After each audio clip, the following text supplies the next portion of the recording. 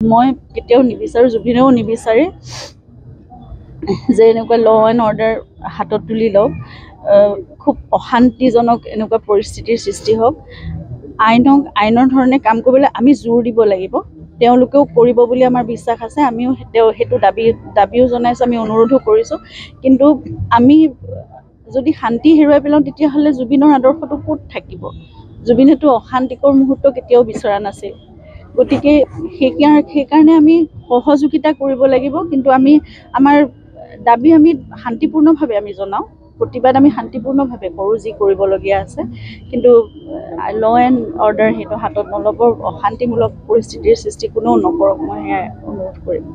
এতিয়া সকলোখিনি যিখিনি মাংগলিক কাৰ্য হৈ আছে সেইখিনি সুস্থিৰে হৈ যাওক, সুস্থিৰে হৈ যাওক। তেওঁ শান্তি লাভ কৰক, তেওঁৰ বাবে প্ৰাৰ্থনা কৰাটো বহুত ডাঙৰ কথা। তেতিয়াহে তেওঁ শান্তি পাব। সেইখিনি আমাৰ হিন্দু ধৰ্মৰ যিবোৰ আমাৰ বা যিকোনো ধৰ্মতে যিটো ব্যৱস্থা আছে যে আমি প্ৰাৰ্থনা কৰিবই লাগিব। গতিকে তেওঁৰ সিখন পৃথিৱীৰ যাত্ৰাটো মানে সুকলমে হওক, সেইটোৱে আমি প্ৰাৰ্থনা কৰিব লাগে তেওঁ।